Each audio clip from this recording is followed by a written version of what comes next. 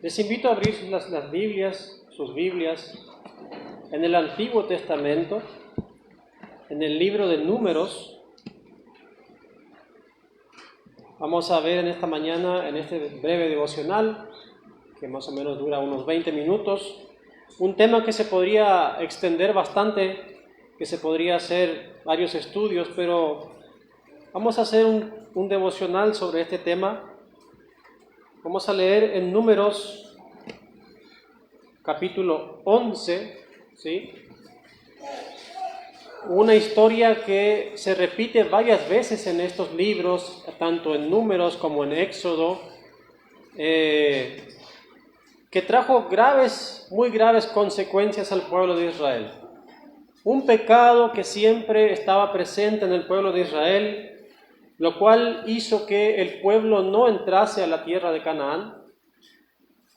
Muchas veces el mismo Moisés se vio aturdido por este pecado, a tal punto que pidió a Dios que le quitara la vida al ver los sucesos que acontecían aquí. Y este es el pecado de la murmuración. En el pueblo de Israel abundaba esto, era algo cotidiano, y hay muchos pasajes para ver y leer sobre este tema. Incluso apenas Moisés había sido encomendado por Dios para sacar al pueblo de Israel, y en el momento en que fue a pedirle a Faraón que dejase ir al pueblo para que pueda adorar a Dios en el desierto, el Faraón se enojó y duplicó la carga al pueblo de Israel, ¿sí? Que hasta el momento el Faraón les daba la paja para que hagan el ladrillo que ellos tenían que hacer, pero en ese momento Faraón se enojó y les dijo que no, que se les dé el doble de trabajo, que no les den paja, que ellos tengan que ir a buscar la paja del campo y además hacer el ladrillo que tenían que hacer sin disminuir ninguna cantidad. Automáticamente en ese momento el pueblo ya empezó a quejarse de que por qué Moisés le trajo sobre ellos ese mal, siendo que la misión de Moisés era sacarlos de ahí, sacarlos bajo ese yugo de esclavitud que ellos estaban ya hace 400 años, varias generaciones estaban pasando por ese maltrato egipcio y ellos se quejaban. Luego de haber salido de Egipto gracias a las maravillas de Dios, las plagas que Dios envió sobre Egipto, quedó manifestada y muy evidente la presencia de Dios.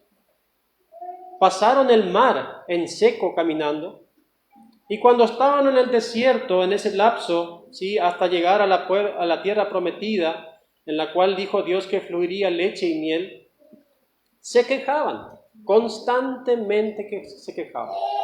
Se llama murmuración. Vamos a leer en el capítulo 11, versículo 1, dice: aconteció que el pueblo se quejó a oídos de Jehová, y lo oyó Jehová, y ardió su ira, y se encendió en ellos fuego de Jehová, y consumió uno de los extremos del campamento. Entonces el pueblo clamó a Moisés, y Moisés oró a Jehová, y el fuego se extinguió. Y llamó a aquel lugar Tabera, porque el fuego de Jehová se encendió en ellos. ¿Qué pasaba? ¿Por qué se quejaba Israel tanto? Vamos a hablar de este punto específico. La queja de ellos delante de Dios no era porque Moisés les estaba hablando una falsa doctrina, o que Moisés les esté enseñando sobre otro Dios que no sea Jehová. Vamos a ver qué clase de queja era la que ellos tenían. Versículo 5 del capítulo 11. Nos acordamos, dicen ellos, del pescado que comíamos en Egipto de balde, de los pepinos, los melones, los puerros, las cebollas y los ajos. Y ahora nuestra alma se seca, pues nada sino este maná ven nuestros ojos. Era la comida. Ellos estaban comiendo literalmente pan de los ángeles, lo podemos llamar así, pan que venía del cielo. Pero ellos se quejaban. No era problema de doctrina, no era que Moisés estaba haciendo algo mal en el pueblo, que predicaba a otros dioses, que enseñaba otra cosa que Dios no le haya dicho. El problema era ese. Se quejaban de la comida. Y vean lo que dice el versículo 7, y era el maná como semilla de culantro y su color como color de bedelio. El pueblo se esparcía y lo recogía y lo molía en molinos y lo majaba en morteros y lo cocía en caldera o hacía de él tortas. Su sabor era como sabor de aceite nuevo. Ni siquiera tenían que ir a sembrar la tierra ni hacer trabajos pesados. Era solamente levantarse todos los días temprano, como a la hora esa cuando hay rocío, e ir a juntarlo. Todos los días excepto el día de reposo. Ahí tienen que juntar el día anterior, el doble, lo que comerían el día de reposo, y ya estaba. Fácil. Pero no, para ellos no era suficiente. Dice el versículo 9, y cuando descendía el rocío sobre el campamento de noche, el maná descendía sobre él. Y oyó Moisés al pueblo que lloraba. A ese punto llegó el pueblo, a llorar por sus familias, cada uno a la puerta de su tienda. ¿Sí? Y si uno mira esa escena del pueblo llorando, si alguien lo mirase de afuera del pueblo que estaba ahí, diría, qué inútil ese líder, ese Moisés. Miren cómo lo mal que le está pasando al pueblo, que cada uno está llorando en la puerta de su tienda. Pero si miramos en profundidad, vean lo que dijo Dios. Ahí en la continuación del versículo 10. Y la ira de Jehová se encendió en gran manera. También le pareció mal a Moisés. ¿Sí? Ahí está el tema. La ira de Jehová se encendió porque Dios les daba todo, no les faltaba nada. Incluso cuando salieron de Egipto, dice que una columna de humo les mostraba a ellos el camino de día y una columna de fuego de noche. Incluso ese fuego que ardía les daba a ellos calor para que no pasen frío. Y se dice también que las vestiduras de los israelitas no se desgastaron en todos esos años. Es imposible que una de las vestiduras de ellos no se desgastasen en un desierto donde hay sol intenso durante el día y un frío intenso durante la noche. Eso solamente es providencia de Dios. Sin embargo, el pueblo lloraba y se quejaba. Y Moisés dice en el versículo 11, ¿por qué has hecho mal a tu siervo? ¿Y por qué no ha hallado gracia en tus ojos, que has puesto la carga de todo este pueblo sobre mí? ¿Concebí yo a este pueblo? ¿Lo engendré yo para que me digas, llévalo en tu seno como lleva la que cría al que mama, a la tierra de la cual juraste a sus padres? ¿Qué culpa tenía Moisés de todo esto, si él estaba haciendo las cosas bien? Dios le decía una cosa, él lo hacía. Dios le decía, ve para allá, él iba. El pueblo se quejaba igual. Versículo 13. ¿De dónde conseguiré yo carne para dar a todo este pueblo? Porque lloran a mí diciendo, danos carne que comamos. Claro. Que vaya al supermercado, que busque. Si igual está ahí cerquita. Él podía hacerlo. Dice el versículo 14, no puedo yo solo soportar a todo este pueblo que me es pesado en demasía. Así se genera, o eso es lo que pasa cuando se genera la murmuración. ¿Sí? Se forman, a partir de eso nacen diferentes tipos de pecados que son la envidia, los pleitos, los chismes, ¿sí? Un montón de cosas genera esto. Versículo 15, y si así lo haces tú conmigo, yo te ruego que me des muerte, si he hallado gracia en tus ojos y que yo no vea mi mal. Moisés prefería morir ya, porque estaba realmente cansado. No estaba él haciendo nada malo, pero todo esto ya lleva a un punto donde el líder se cansa, ¿sí? Y incluso llega a pedir la muerte a Moisés. Imagínense ustedes, Israel, con hombres, mujeres y niños, pudo haber llegado a tener 1 millón de personas. ¿Sí? No era algo chiquito. 1 millón de personas, porque dicen que eran 600,000 hombres, sin contar las mujeres y los niños. Imagínense esa cantidad de personas, es más o menos como el pueblo, como la cantidad de habitantes en nuestra provincia de Misiones, para darse una idea. Toda esa gente quejándose, llorando cada uno en su tienda. Era un peso demasiado para un hombre como Moisés. Pero él soportó todo esto gracias a que, como dice la Escritura, era manso. Y manso quiere decir que él era obediente a Dios. ¿Sí? Era realmente un líder ejemplar. Vamos un poco más adelante en el mismo libro de Números, en el capítulo 16. Hay otras quejas más todavía, también tenemos otra en el capítulo 12, donde María y Aarón murmuran contra Moisés, pero eso vamos a dejarlo, vamos a ir al 16, si no nos alcanzará el tiempo para todo esto. Lleva la rebelión de Coré. ¿Sí? La murmuración es un sinónimo de rebelión, o sea, de estar en contra de Dios mismo, rebelarse contra Dios. ¿Por qué? Porque Moisés había sido elegido personalmente por Dios cuando le habló desde la zarza. Entonces, rebelarse contra Moisés era rebelarse contra Dios mismo.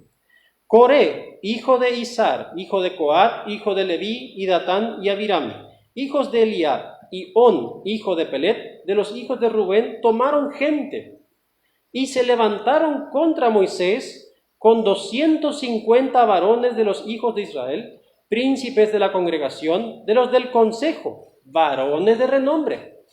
No eran los que estaban allá en la esquina del campamento los que hacían trabajos secundarios o terciarios. Eran los varones de renombre, los que estaban en el consejo, alrededor de Moisés, ahí cerquita. No era gente distante. Y se juntaron contra Moisés y Aarón y les dijeron: basta ya de vosotros, porque toda la congregación, todos ellos son santos, y en medio de ellos está Jehová. ¿Por qué pues os levantáis vosotros sobre la congregación de Jehová? Es decir, ellos veían a Moisés y a Aarón al frente y decían: ¿y por qué tienen que estar estos dos acá? Comenzaron a cuestionar. ¿A cuestionar a quién? A Dios mismo. Porque Moisés y Aarón fueron elegidos por Dios. Nos vemos en los primeros capítulos ya de Éxodo, pueden leerlo en sus casas. Ellos fueron elegidos por Dios directamente. Pero estos hombres, varones de renombre, dice, ¿sí? 250 varones de los hijos de Israel, príncipes de la congregación, tuvieron una mejor idea. Dijeron: no, pero estos dos para mí que no van. ¿Por qué tienen que estar ellos? Vamos a hacer algo acá para que vamos a cambiar un poco esto, porque no me gusta. Y habló Coré a todo su séquito, diciendo: mañana mostrará Jehová quién es suyo. Se hizo profeta en un momento. ¿Y quién es santo? Y hará que se acerque a él, al que él escogiere, él lo acercará así. Haced esto: tomaos incensarios, Coré y todo su séquito, y poned fuego en ellos, y poned en ellos incienso delante de Jehová mañana, y el varón a quien Jehová escogiere, aquel será el santo. Esto os baste, hijos de Leví. Dijo más Moisés a Coré: oíd ahora, hijos de Leví, ¿os es poco que el Dios de Israel os haya apartado de la congregación de Israel, acercándoos a él para que ministréis en el servicio del tabernáculo de Jehová y estéis delante de la congregación para ministrarles? ¿Y que te hizo acercar a ti y a todos tus hermanos, los hijos de Leví, contigo? ¿Procuráis también el sacerdocio? O sea que ellos ya tenían un puesto, ¿sí? Ya tenían un ministerio, podríamos llamarlo así, dentro de la congregación, pero no estaban conformes. Moisés les pregunta: ¿quieren ustedes acaso también ser sacerdotes como Aarón? Y el versículo 12: y envió Moisés a llamar a Datán y a Abiram, hijos de Eliab. Mas ellos respondieron: no iremos allá. ¿Es poco que nos hayas hecho venir de una tierra que destila leche y miel para hacernos morir en el desierto? Sino que también te enseñorees de nosotros imperiosamente. ¿Pero cómo? Ellos le están llamando a Egipto la tierra donde fluye leche y miel de repente. No era más la tierra del castigo, del yugo, del látigo, ¿sí? Del señoreaje por los faraones. Ahora Israel había sido que es la tierra que destila leche y miel. Versículo 14. Ni tampoco nos has metido tú en tierra que fluye leche y miel, ni nos has dado heredades de tierras y viñas. ¿Sacarás los ojos de estos hombres? No subiremos. Entonces, ahí que parece que Moisés no era tan manso, porque confundimos la palabra manso. Manso no es aquel que agacha la oreja y se queda quieto. Mansos, yo digo siempre, es aquel que está bajo la obediencia de Dios. Eso es manso en la Biblia. Entonces Moisés se enojó en gran manera y dijo a Jehová: no mires a su ofrenda, ni aun un asno he tomado de ellos, ni a ninguno de ellos he hecho mal. Moisés estaba seguro que él no hizo nada malo, ¿sí? Él estaba tranquilo.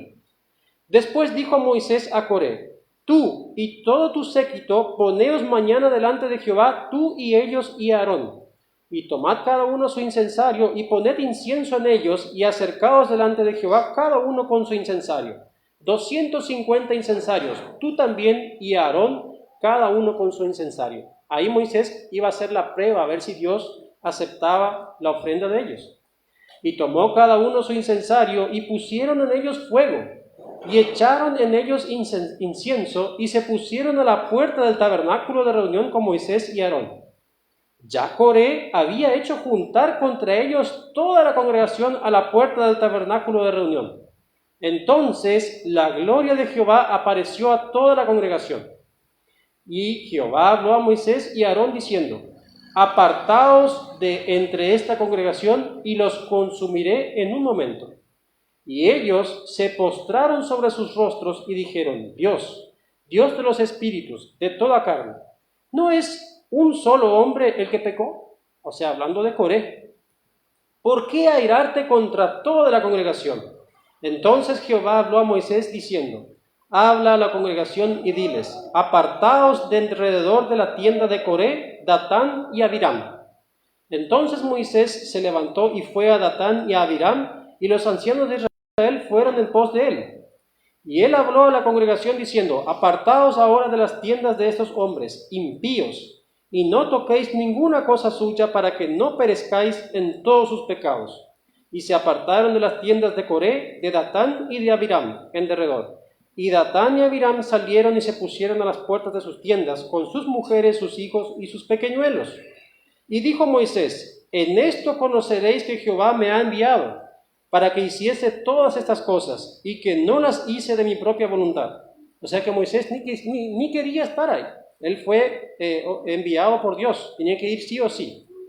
Si como mueren todos los hombres, murieren estos, o si ellos al ser visitados siguen la suerte de todos los hombres, Jehová no me envió.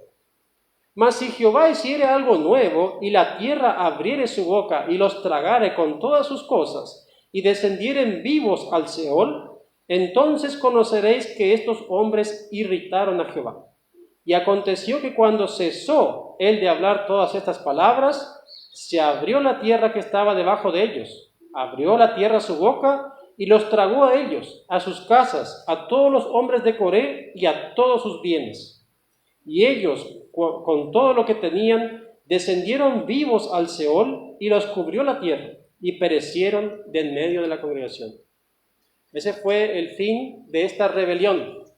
Comienza con una murmuración, ¿sí? Comienza ya desde el principio ya de que quieren comer carne, de que por qué le trajeron en el desierto para morir. Hubiéramos quedado allá donde había infinidad de cosas, había ajos, había pepinos, había carne, ¿sí? Y concluye aquí, en esta rebelión, en donde incluso ya para ellos Moisés no servía. Había que cambiar todo eso, había que hacer una reelección de líder. Bueno, acabamos de leer la consecuencia. Vamos a leer también un poco en el primer libro de Samuel. Vamos a ver en qué se compara el pecado de la murmuración para Dios, no para nosotros, para Dios. Primer libro de Samuel, capítulo 15, versículo 23. Primer libro de Samuel, capítulo 15, versículo 23. Dice lo siguiente, aquí en cuanto a la historia de Saúl, ¿sí? Porque como pecado de adivinación es la rebelión, ¿sí? Eso, así se compara este pecado, la murmuración, la rebelión es igual a adivinación, a hechicería. Y la hechicería está directamente relacionada con el mismo Satanás. Y además dice, y como ídolos e idolatría, la obstinación. La obstinación es estar en contra de Dios directamente. Por cuanto dice, tú desechaste la palabra de Jehová, él también te ha desechado para que no seas rey. Ese fue el fin de Saúl. Saúl también se rebeló en contra de Jehová, porque Dios le había dado una orden que él haga y no la ejecutó como debería de ser. Así también pasa en la iglesia. Muchos piensan en la iglesia que la iglesia es un lugar de gente perfecta. Y ahí comienza la murmuración. Y como dijo un predicador muy bien una vez, un predicador de mucho prestigio, muchos años, mucha experiencia, la iglesia no es un museo de santos. Si alguien piensa que viene a mirar solamente perfección en la iglesia, no la va a encontrar. La iglesia no es un museo de santos, sino que es un hospital para pecadores. ¿Sí? Eso es lo que es la iglesia. Somos un conjunto de pecadores que tratamos de sanarnos de los pecados. Con el tiempo, una herida, como ustedes saben, o una enfermedad, se sana solamente con el tiempo. ¿Sí? O incluso una herida puede volver a aparecer, una enfermedad puede volver a aparecer, pero hay que tratarla. Y la murmuración no es el mejor remedio. Al contrario, no ayuda en nada, empeora. Es como echarle sal sobre una herida, ¿sí? O aplicar el medicamento incorrecto. Es lo que sucedió aquí en el pueblo de Israel y lo que sucedió también más adelante cuando estaba ahí Saúl, como habíamos leído. También en el Nuevo Testamento vamos a leer, por último, y esta historia no es solamente para decir alguno, no, este es solo para el Antiguo Testamento. En Primera de Corintios, primera carta a los Corintios, en el capítulo 10, Pablo escribe a la iglesia un conjunto de cosas y nombra aquí la historia de Israel para los corintios. Y parece que en la iglesia de Corinto pasaba lo mismo, pasaban varias cosas similares. Pero solamente voy a resaltar el versículo 10, que es el que nos interesa, porque es largo el capítulo. Dice, ni murmuréis, como algunos de ellos murmuraron y perecieron por el destructor. Y ahí nos da la cita, dice en Números 16, 41 al 49, que leímos hace un rato. Es un problema grave este, y sucede en todas las iglesias. Y hay que tener en cuenta que hay que tratar de evitar este pecado, porque trae un mal muy grande a la iglesia. Con el tiempo se puede destruir una iglesia, se puede separar una iglesia, ¿sí? Todo lo que a veces uno construye puede ser destruido por esto. Vamos a detenernos aquí en este devocional. Espero que les haya sido de edificación.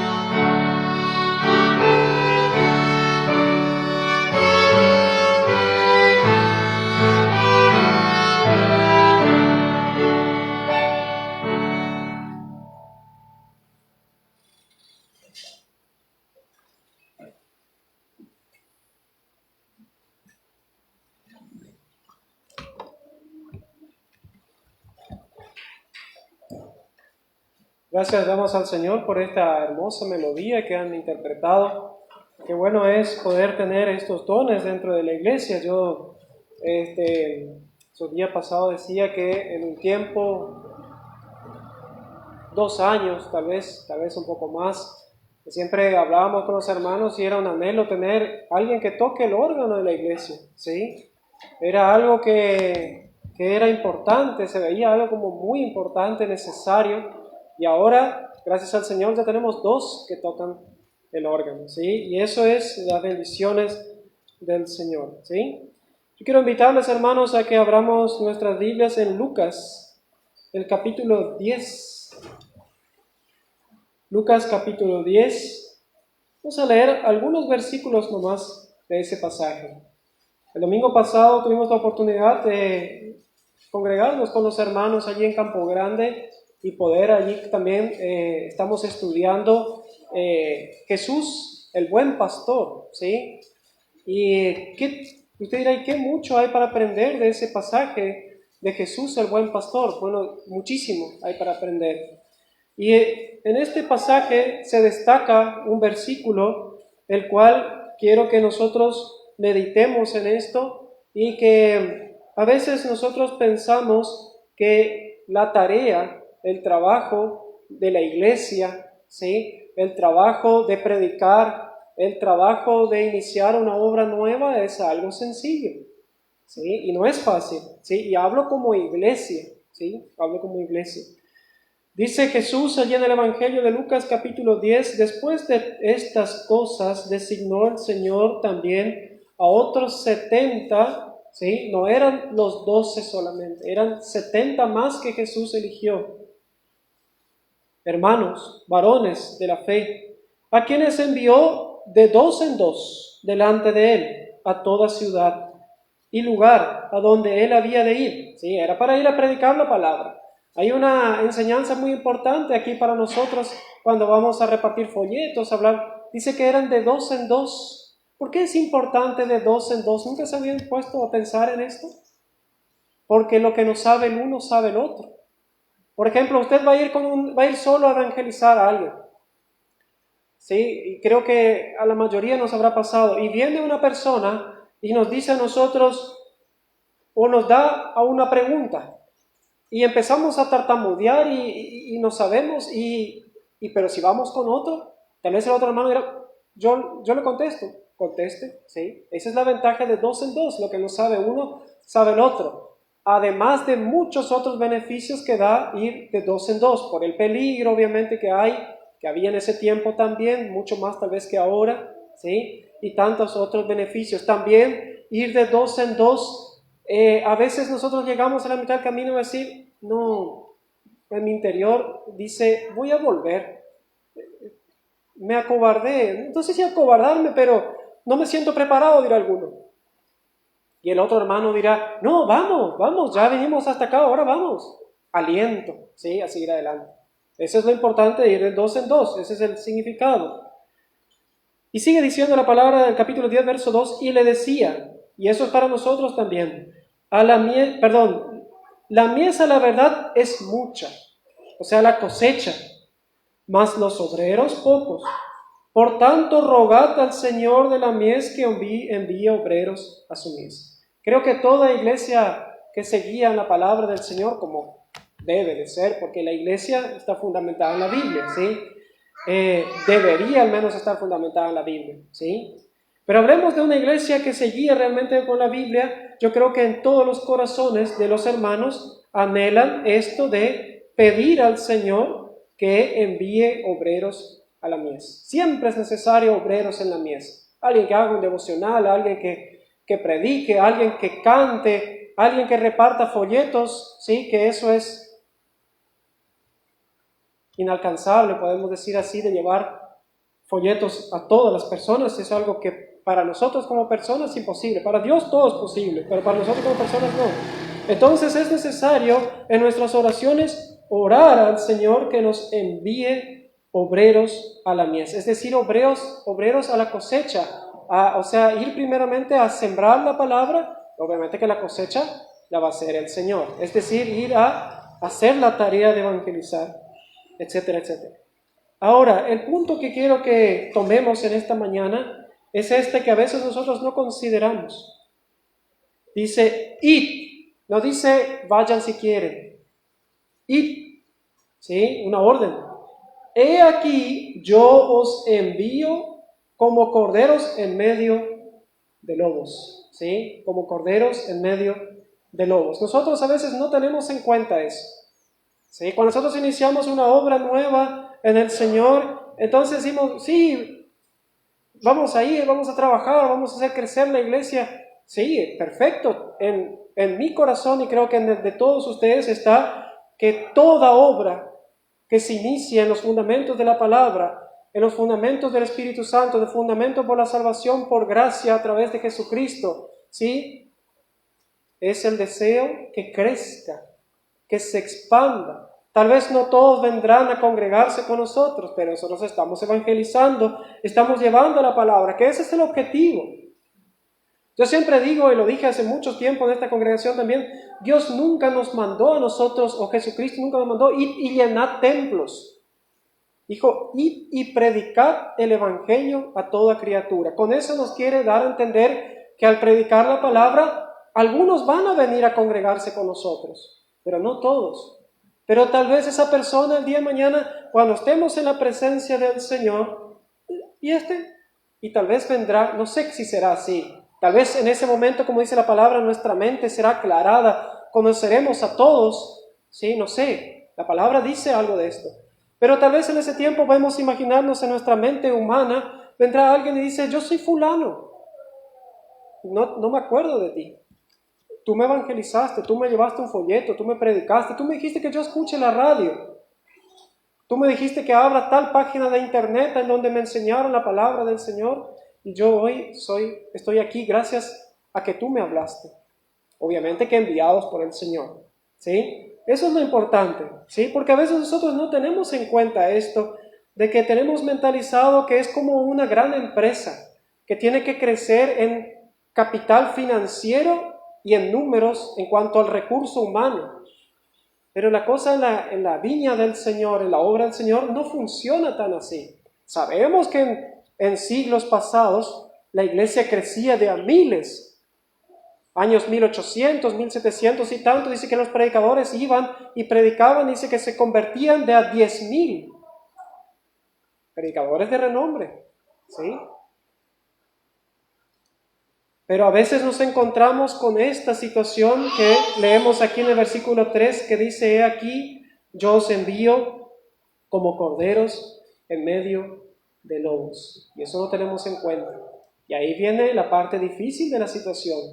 En cuanto a que la iglesia o nosotros los cristianos, ¿sí? Como individuos, a veces nos encontramos con sorpresas durante el camino que nos afectan emocionalmente, nos entristecen, ¿sí? Nos desalientan y tantas otras cosas. Quiero invitarles a que vayamos ahora, ya teniendo en cuenta este concepto, a Hechos de los Apóstoles. ¿Sí? Hechos de los Apóstoles, el capítulo 6, versículo 8 en adelante, y vamos a ver el ejemplo de un gran cristiano. De un gran cristiano. ¿Por qué digo gran cristiano? Es como decía el hermano Jonathan hoy, un hombre obediente a la palabra del Señor. ¿Sí?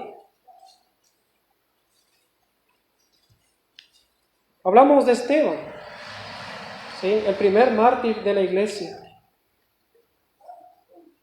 Esteban había recibido la palabra del Señor como cualquiera de nosotros en esta mañana hubiese recibido. Pero la diferencia entre Esteban y otros tantos cristianos, ¿sí? Es que él sabía, hizo frente a esos lobos rapaces que lo acechaban. ¿Qué pasaría si nosotros enviaríamos a una oveja dentro de una manada de lobos? Creo que no hace falta dar muchas explicaciones, aquí ustedes saben. Bueno, eso es lo que el Señor dijo. Yo os envío como a corderos, como a ovejas, en medio de lobos rapaces. ¿Sí? La iglesia estaba en su apogeo, podemos decir, en sus inicios fervientes, con fuerza, ¿sí? Y aquí se enfrentan con una cruda realidad de las cuales el Señor ya les había advertido. Esteban es arrestado, ¿sí? Y alguno dirá, bueno, pero en la iglesia primitiva era diferente, había más fe. ¿Y por qué había más fe? ¿Acaso el Señor daba más fe a los primeros cristianos que a nosotros? No. El problema está en que nosotros, los cristianos del siglo XXI, ¿sí?, tenemos a veces apartada la mirada a otras cosas y no a las cosas que nos aumentan la fe. ¿Qué nos aumenta a nosotros la fe? Orar, leer la palabra de Dios, congregarnos, venir a las reuniones de oración, compartir con los hermanos, evangelizar. ¿Sí? Ayer justo escuchaba en la radio y creo que ustedes también, la mayoría, yo sé que escuchan la radio, de respuestas bíblicas que siempre dan los sábados, y los hermanos decían que no hay gozo más grande que evangelizar, que predicar la palabra del Señor en las calles. No hay gozo más grande, ¿sí? Y eso es una verdad muy grande. Esteban tenía puesta, como muchos cristianos de ese tiempo, la mirada en el Señor.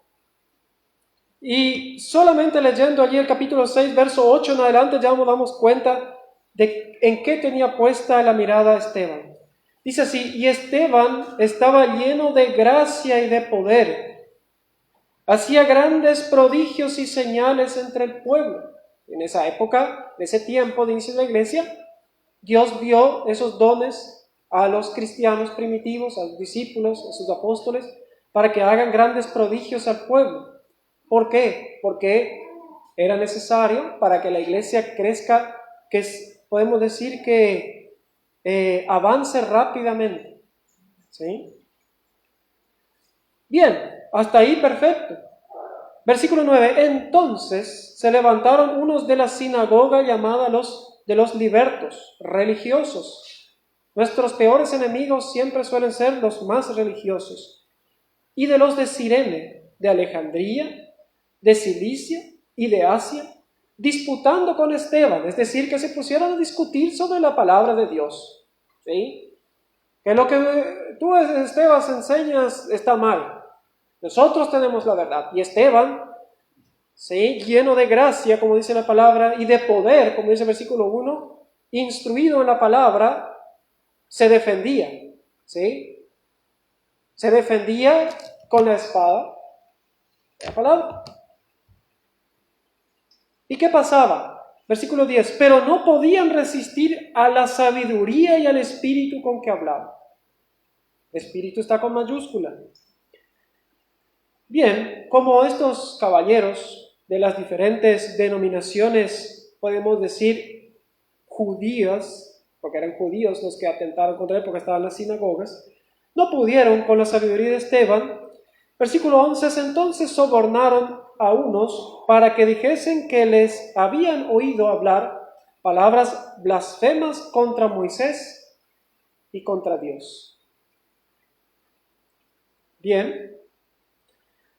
Versículo 12, y no faltando otra cosa, y solivantaron al pueblo, a los ancianos y a los escribas, y arremetiendo le arrebataron y le trajeron al concilio. ¿Sí? Ahí estaba la oveja entre medio de los lobos rapaces. Esta oveja se llamaba Esteban. ¿Sí? Y ahí cada uno de nosotros puede poner su nombre. Cuando usted está en grande aflicción, ¿sí?, de que sus vecinos lo odian a usted porque usted escucha la radio, de que los vecinos lo odian a usted porque usted se sienta afuera y lee la Biblia, de que los vecinos le odian a usted porque usted no acude con ellos al bar de la esquina. ¿Sí? Entonces, puede usted tranquilamente ocupar el lugar aquí de la palabra.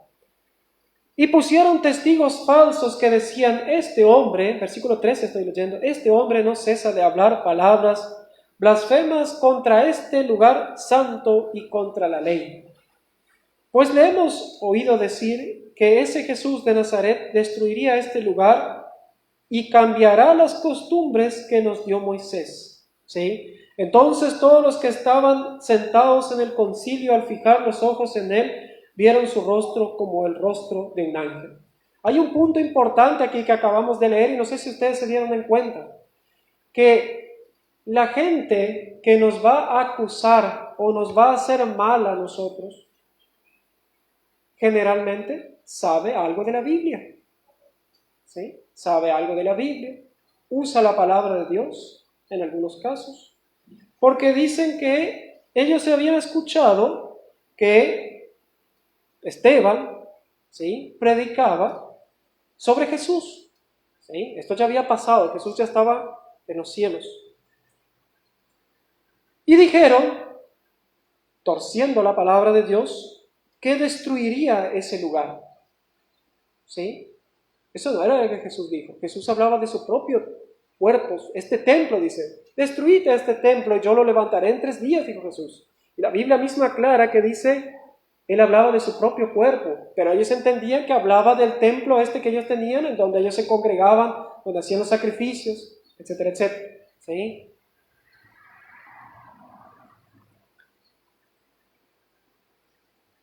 Torcieron la Biblia para perjudicar a Esteban. Entonces, versículo 15, todos los que estaban sentados en el concilio, al fijar los ojos en él, en Esteban, vieron su rostro como el rostro de un ángel. Qué interesante momento eso de ver a un hermano en la fe que su rostro se ilumine como un ángel. Dentro de la iglesia se dan casos de esos, ¿sí? Hay hermanos que realmente, hermanas, que nos hacen sentir esa paz, ¿sí? Yo creo que todos aquellos que habrán visto el rostro de Esteban, ¿sí?, algunos tal vez torcieron su cara, no querían ver la realidad, otros se quedaron asombrados y otros tal vez vieron o sintieron esa paz en el rostro de Esteban, ¿sí? Qué lindo es que nosotros como cristianos podamos transmitir esa paz. Que cuando vuelvo al ejemplo de los vecinos, viene un vecino, nosotros le transmitimos esa paz. Donde en la casa del vecino tal vez se pelean, vuelan sillas todos los días, discordia, conflicto. Y nosotros somos esa paz. Transmitimos tal vez una palabra de aliento o un versículo bíblico, o tal vez ayudarle de alguna forma a conciliar la situación, y qué mejor que en todos los casos predicarle la palabra del Señor.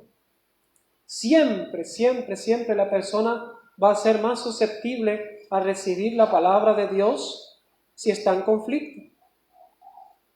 Sea la muerte de un familiar, sea en un momento de crisis financiera, sea en un problema con el matrimonio, sea un problema con los hijos, tal vez los hijos en droga, en vicios, de lo que sea, lo que a ustedes se les pase por la mente, la persona está dolida.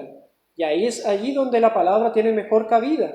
¿Por qué? Porque la gente busca algo que le transmita esa paz, ¿sí? Y no hablo de la paz que sea, podemos decir, momentánea, pasajera, sino de esa paz que nosotros podemos sentir de saber que Cristo nos salvó y que tenemos parte con Él, ¿sí?, cuando Él venga a buscar a su iglesia. Esa es la paz.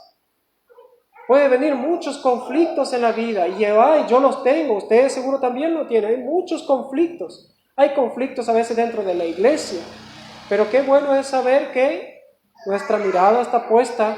Primero, sabemos que todo esto es pasajero y que Cristo nos viene a buscar. Un gran alivio, ¿sí? O el mejor alivio, podemos decir, corrijo. Pero también saber que el Señor nos va a dar galardones, recompensas, etcétera, etcétera. Por lo que hemos padecido aquí, hemos sufrido, hemos dejado, muchas cosas hemos dejado. Y no hablo de ir a los boliches y eso. Eso ya sería un caso extremo, ir a un bar o algo así. Sino de dejar otras cosas.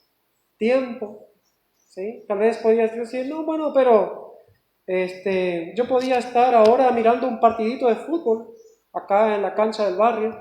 Sí, me gustaba mucho hacer eso antes, dirá alguno de ustedes, pero hoy estoy aquí y déjeme decirle que usted está en el mejor lugar que usted puede estar. Y no porque nosotros seamos algo especial, no. Como decía el hermano Jonathan hoy, nosotros somos enfermos, ¿sí? Que necesitamos sanarnos, ¿sí? Cada día. Sino porque me refiero a poder aprender de la Biblia, a poder escudriñar las Escrituras, a ir creciendo, a ir moldeando nuestro ser. Por ahí yo soy medio retobado.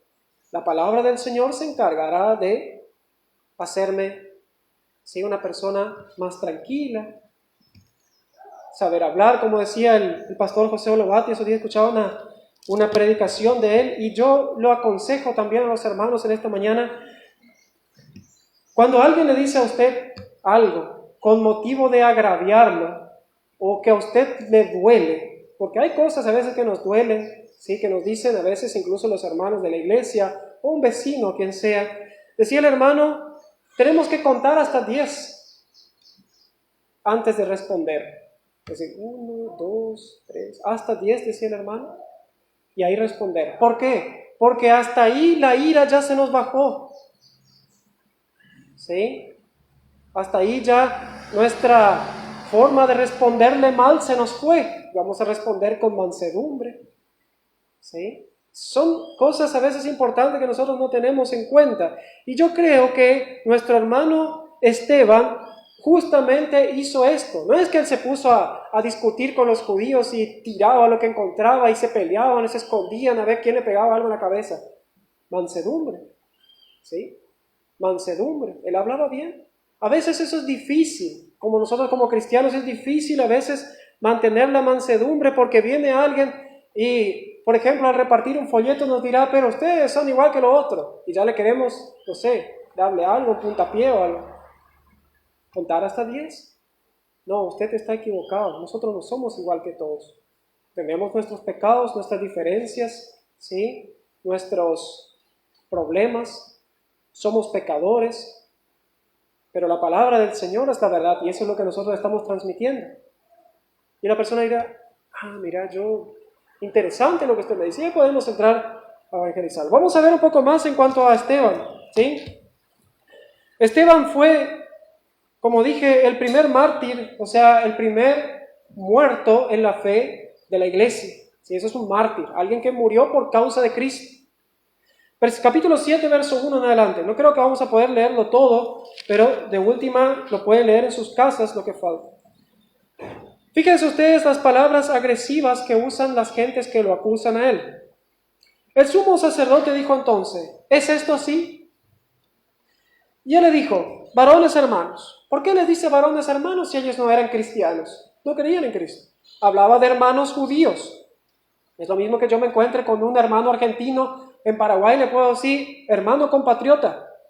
A eso se refiere.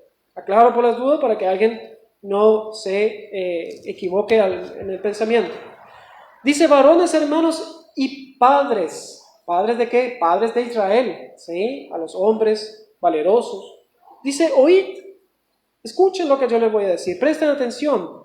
El Dios de la gloria apareció a nuestro padre Abraham estando en Mesopotamia antes que morase en Harán. ¿Sí? Y aquí Esteban hace toda la historia de cómo llegó el Cristo, su Salvador y nuestro Salvador. Creo que todos aquí en esta mañana somos salvos, si no, ¿sí?, haga algo, venga a los pies de Cristo, le invito. La palabra del Señor le invita a usted a arreglar sus cuentas con Dios. ¿Sí? Y obviamente que los judíos entendían y sabían toda esta historia, sobre todo los sacerdotes, los levitas, los escribas que estaban allí presentes, diferentes grupos religiosos. Versículo 3, y él le dijo, sal de tu tierra y de tu parentela y ven a la tierra que yo te mostraré. ¿Sí? ¿Por qué?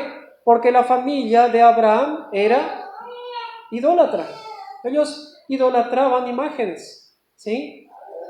Pero Dios habla a Abraham y le dice, sal de esta tierra y de tu parentela, o sea, déjala atrás y ven a la tierra que yo te mostraré.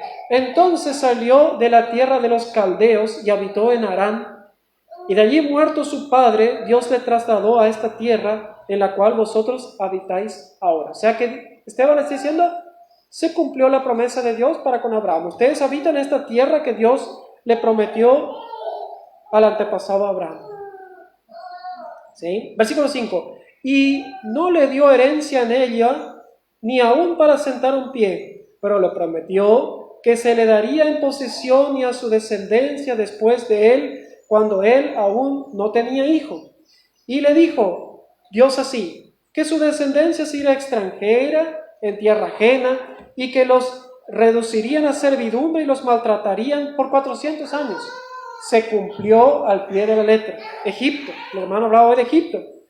Mas yo juzgaré, dijo Dios, a la nación de la cual seráis siervos, y después de esto saldrán y me servirán en este lugar.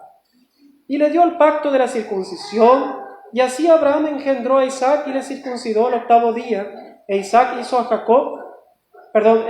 Jacob y Jacob a los 12 patriarcas, o sea, los 12 hijos de Israel o de Jacob, de ahí salieron las 12 tribus.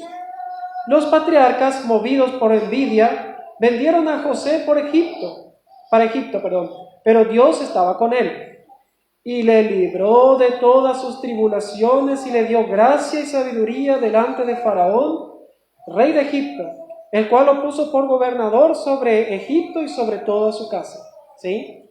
Vino entonces hambre en toda la tierra de Egipto y de Canaán y gran tribulación, y nuestros padres no hallaron alimento. ¿Sí?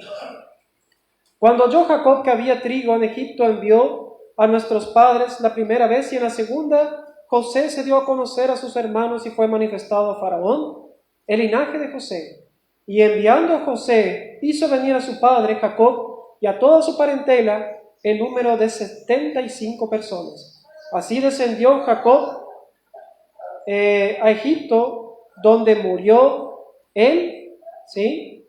Y también nuestros padres, ¿sí? Aquí sigue contando la historia. Yo no quiero leerla toda porque es muy extensa, ¿sí? Pero vamos a ir más adelante. Vamos a ir al versículo 44. Versículo 44, allí nos da un poco más amplio lo que queremos aprender, ¿sí? Después pueden leer los demás versículos, leerlo completo, porque si no, el tiempo no nos va a dar en esta mañana.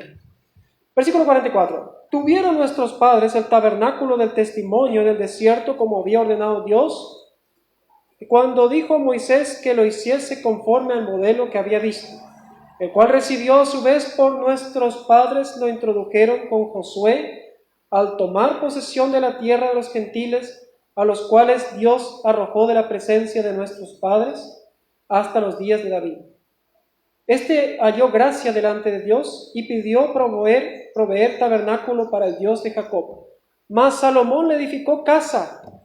Si bien el Altísimo no habita en templos hechos de mano, como dice el profeta, el cielo es mi trono y la tierra el estrado de mis pies. ¿Qué casa me edificaréis? Dice el Señor. ¿O cuál es el lugar de mi reposo? ¿O no hizo mi mano todas las cosas? Duros de cerviz e incircuncisos de corazón y de oído. Y aquí empieza Esteban a decirles a ellos unas verdades las cuales les venían muy bien. Vosotros resistís siempre al Espíritu Santo, les dice a los judíos presentes, como vuestros padres, así también vosotros. ¿Sí?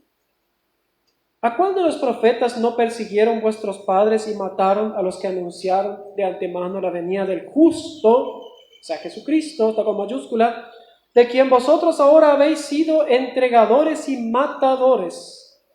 Vosotros que recibisteis la ley por disposición de ángeles y no la guardasteis. Oyendo estas cosas, se alegraron de corazón. No, se enfurecían en sus corazones y crujían los dientes contra él. ¿Sí? ¿Acaso él les dijo mentira? No, le dijo la verdad a ellos. ¿Sí? Así tal cual, no quitó ni agregó nada. ¿Eran ellos duros de cerviz? Sí, lo eran. Nosotros a veces también somos duros de cerviz, ¿sí? Porque no queremos acatar las órdenes del Señor. ¿También son duros de cerviz? ¿O fuimos todos antes de creer en Cristo? ¿Cuántas veces nos habrán predicado? ¿Cuántas veces nos habrán leído la Biblia? ¿Sí? O tal vez alguno de ustedes, a mí no, por ejemplo, que no le habrán entregado un folleto.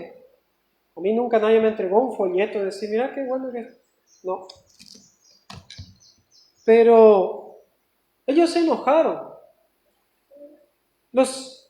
La gente del mundo también se enfurece y crujen sus dientes contra nosotros. ¿Y qué le hacía Esteban? ¿Les tiraba piedras? ¿Les insultaba? ¿Sí? No. Versículo 55. Pero Esteban, lleno del Espíritu Santo, puesto los ojos en el cielo, vio la gloria de Dios y a Jesús que estaba a la diestra de Dios. Y esto no ocurrió con otra persona en Hechos de los Apóstoles. Sabemos que Pedro ve esta visión maravillosa de esos animales cuadrúpedos que bajan y suben en un gran lienzo, pero no vio, como dice aquí, a Jesús que estaba a la diestra de Dios. ¿Y por qué? No pretendamos nosotros ahora mirar al cielo y ver a Jesús. ¿Sí? Hay muchos que ven a Jesús en un árbol. Apareció una imagen ahí en un árbol en donde podemos decir, la cáscara del árbol forma como la cara de un ser humano. Ese es Jesús. Ya le prendieron una vela. ¿Sí? Nada que ver. Hace la gente eso. Si no, María, otra vela más. ¿Sí? Eso no es Jesús. Obviamente que hay señales y prodigios, como dijimos hoy, que se le dio a los primeros cristianos, ¿sí? Pero el secreto está en el versículo 55. Pero Esteban lleno del Espíritu Santo. Y alguno dirá, ¿vieron que el Espíritu Santo es como un agua que usted puede medir, como el aceite del automotor que saca y mira? Tiene todavía Espíritu Santo. No, eso no es Espíritu Santo. El Espíritu Santo es una persona. ¿Lo tenemos o no lo tenemos? Si usted es salvo y creyó en Cristo, ¿sí?, arrepentido de sus pecados, tiene el Espíritu Santo completo. Ahora, ¿qué pasa con el Espíritu Santo si yo peco? ¿Qué dijo Pablo? No apaguéis el Espíritu. ¿Sí? Ahí nosotros apagamos el Espíritu, no lo dejamos actuar en nuestros corazones, en nuestras vidas. Entonces tampoco no podemos ser reflejo de paz, como lo fue Esteban. Esteban estaba lleno del Espíritu Santo porque él dejaba su carne de lado, sus placeres, etcétera, etcétera, etcétera, todo lo que nos involucra a nosotros, y buscaba de Dios, de su palabra. ¿Sí? He aquí, dijo él, veo los cielos abiertos y al Hijo del Hombre que está a la diestra de Dios. Entonces, versículo 57, ellos, dando grandes voces, se taparon los oídos. ¿Sí? No querían escuchar, se taparon los oídos. Y arremetieron a una contra él, es decir, podemos decir que le tumbaron, le arrastraron, ¿sí? Le hicieron callar como a de lugar. Y echándole fuera de la ciudad, ¿qué le hicieron? Le apedrearon, lo mataron. Entonces nosotros a veces decimos, ¿y por qué yo voy y evangelizo y nadie cree? ¿Por qué la gente se burla de mí? Y ahí podemos a juzgarnos a nosotros, que no está mal. Nosotros tenemos que autojuzgarnos, ¿sí? Tenemos que autojuzgarnos. ¿Qué quiere decir eso? A la luz de la palabra, ver en qué situación estoy, ¿sí? Decimos, tal vez yo no soy buen expositor de la Biblia, evangelizo mal, no tengo buen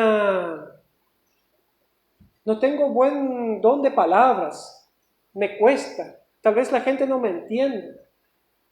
A Esteban lo entendieron. De tan bien que lo entendieron, se taparon las orejas, no querían escucharlo. Porque si tal vez Esteban hubiese dicho palabras más suaves, palabras más lindas, palabras como dicen algunos, ustedes son muy cuadrados, dijeron en algún momento, ustedes son muy duros, tienen que ser más light, como diría el término en inglés, más livianos.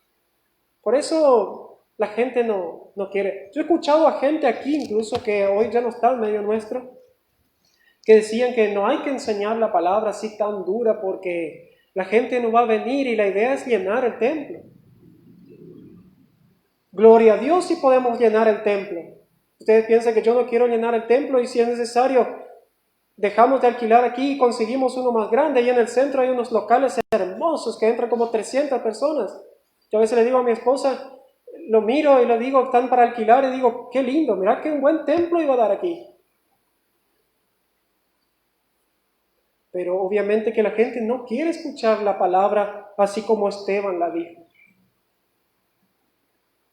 Echándole fuera de la ciudad le apedrearon, dice el versículo 58, y los testigos pusieron sus ropas a los pies de uno que se llamaba el apóstol Pablo, porque este que estaba aquí sería el apóstol Pablo, el Saulo. ¿Sí? ¿Y qué hacía Saulo en su tiempo pasado? Era testigo, estaba parado ahí mirando, qué lindo, por fin bien merecido Esteban, este desgraciado lo teníamos que haber matado hace rato ya. Pusieron la ropa a sus pies, dice que él tenía que cuidar la ropa. Después seguramente se robaron la ropa de él y vaya a saber qué. Hasta la ropa le quitaron al pobre Esteban. Entonces nosotros a veces como cristianos decimos, ¿y por qué? La voluntad del Señor. Y gracias al Señor, esto está escrito en la Biblia para nuestra enseñanza y así muchos otros pasajes. Y apedreaban a Esteban, mientras que él los insultaba. No, mientras él invocaba y decía, Señor Jesús, recibe mi espíritu. ¿Sí? Esa es la realidad del cristiano. Y puesto de rodillas todavía se ve que le quedaba un poquito más de fuerza porque todavía no le habían dado un piedrazo bien en la cabeza para que él se muera. Clamó a gran voz diciendo, Señor, no le tomes en cuenta este pecado. ¿Se acuerdan que Jesús dijo prácticamente las mismas palabras? Señor, perdónalos porque no saben lo que hacen. ¿Sí? Y Esteban dijo, no les tomes en cuenta este pecado. Y habiendo dicho esto, presten atención a lo que dice, durmió. No dice murió. ¿Por qué no dice murió? Porque los que murieron en Cristo, los que dejaron este cuerpo, los que fueron separados de este cuerpo, como dice Pablo, ¿quién me librará a mí de este cuerpo de muerte? ¿Sí? Este es el cuerpo de muerte con que ofendemos, mentimos, ¿sí? Robamos, ¿sí? Etcétera, etcétera. ¿Quién me librará de este cuerpo de muerte? Cuando nosotros nos libran de este cuerpo de muerte, que es a través de la separación, porque muerte significa separación, separa el alma, el espíritu del cuerpo. El cuerpo queda aquí, dice que el espíritu vuelve a Dios y el alma queda, ¿sí? En la presencia del Señor, esperando a ser revestido de un cuerpo nuevo en el futuro, ¿sí? ¿Por qué? Por eso justamente dice durmió, porque está esperando a ser resucitado, ¿sí? Y Esteban está hoy en la presencia de Cristo, porque él dijo, recibe mi espíritu, Señor. Durmió, y muchos así, durante la historia de la humanidad, han dormido, han muerto físicamente, creyendo en Cristo, y están durmiendo. Y no porque, como dicen los adventistas, que ya no tiene, o sea, que están ahí dentro de sus tumbas, ¿sí? No, habla de que duermen porque van a ser despertados en el día del Señor. Ahora sus espíritus sus almas, están en la presencia del Señor. Cuando Cristo venga a buscar a su iglesia, estas almas vuelven a la tierra y Dios los va a resucitar con un cuerpo nuevo. Y a los que estemos en esta tierra, no sabemos tal vez si seamos nosotros, porque dice que una generación no vea muerte, entonces seremos transformados, seremos revestidos. Y ya nos van a quitar este cuerpo que miente, que roba, que se enoja, que insulta, que cuando voy manejando con mi auto y alguien me cierra el camino, ese cuerpo va a quedar aquí. Gracias al Señor, vamos a ser revestidos. Entonces, como decía el hermano Jonathan hoy, y esto no porque nos hemos puesto de acuerdo, yo ni siquiera sabía que el hermano iba a hablar.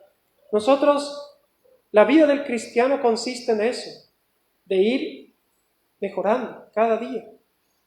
Si yo cometí un error, debo de rever esa situación y tratar de corregirla, siempre en base a la palabra del Señor. no al hinduismo, no al voy a ir a hacer un poco de yoga ahí en la esquina para que me ayude, ¿sí? No, en cuanto a la palabra del Señor. Esteban es un maravilloso ejemplo para nosotros, ¿sí? De poder ser herramientas útiles en las manos del Señor y que podamos ser también no solamente individuos, ¿sí? Digo, en cada uno, podemos decir útiles en las manos del Señor, sino como una iglesia útil en las manos del Señor, ¿sí? Una iglesia útil en las manos del Señor. Y pensaba un poco también en lo que decía el hermano hoy en el devocional, y hay algo que me quedé pensando, es que hay algo que se asemeja mucho al pueblo de Israel con la iglesia, ¿sí? Y eso que tenemos que tener mucho cuidado, ¿sí? Es que el pueblo de Israel recibió el maná, ¿sí? El hermano decía que era pan del cielo, pan de ángeles. Dice que, según los estudiosos bíblicos, dice que el maná contenía todo lo esencial del cuerpo humano, no se enfermaban, ni siquiera su ropa. Se cree que por consumir ese alimento, se cree, esto la Biblia no lo dice, pero se cree que por consumir ese perfecto alimento,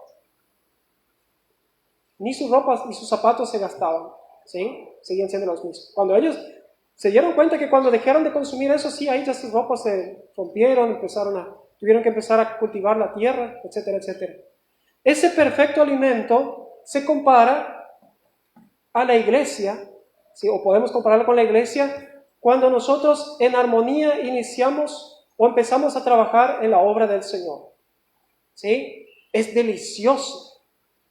delicioso escuchar la palabra de Dios. Yo siempre quería ir a una iglesia bíblica y ahora nunca pude, ahora tengo la oportunidad.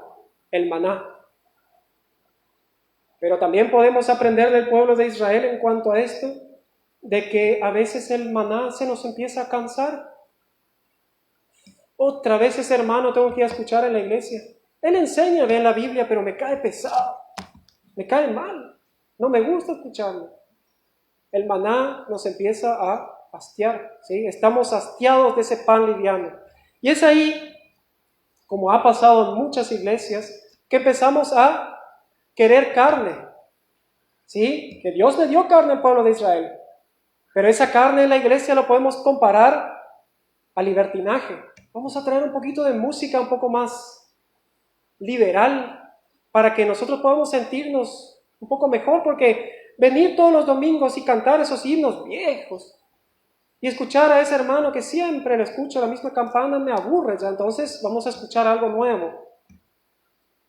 Y ese es un pecado y la iglesia empieza a contaminarse, ¿sí? Al pueblo de Israel se le fue dado comer carne, ellos comieron, está todo bien, pero podemos nosotros, y yo meditaba en esto, desde que estaba sentado y escuchando al hermano, de cómo el pueblo de Israel llegó a hastiarse de ese alimento perfecto que Dios le dio. No se enfermaban con eso, ¿sí? No se enfermaban, de tan bueno que era.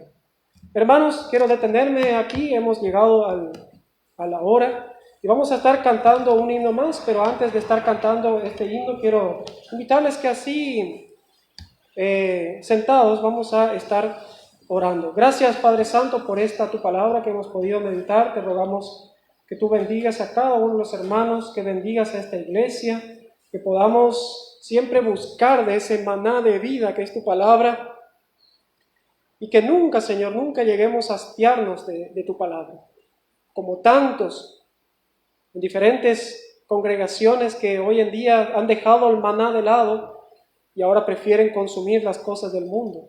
Te pedimos, Señor, que tú bendigas a esta iglesia, que bendigas a cada uno también de los hermanos de las diferentes congregaciones, aquí de misiones, de Paraguay y en todos los lugares del mundo en donde se predica tu palabra. Te alabamos, Señor, y te bendecimos y te damos gracias por habernos permitido reunirnos una vez más. En el nombre de Cristo Jesús. Amén. Cantamos el himno número 11 y con eso vamos a estar concluyendo.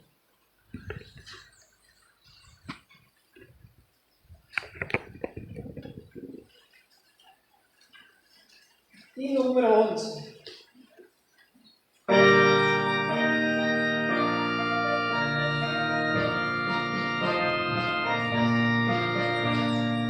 Nuestra fortaleza.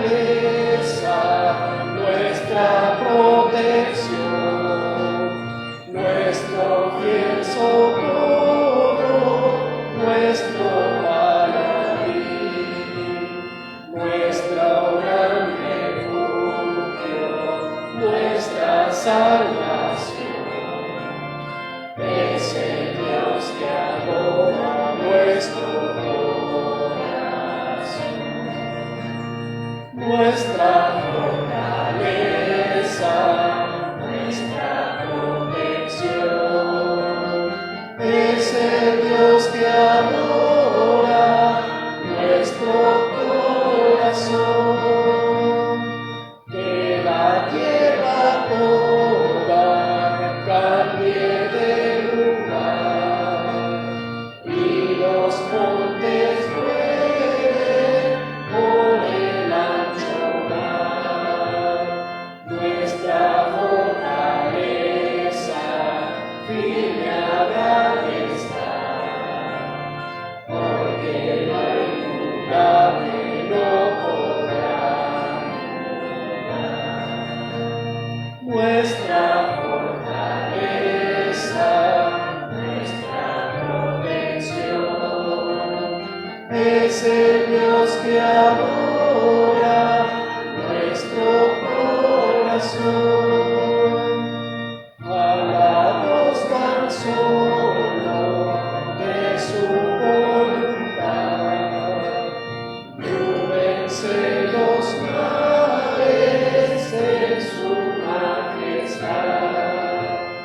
Tiembla la montaña, todo es vanidad, al vibrar su acento por la inmensidad.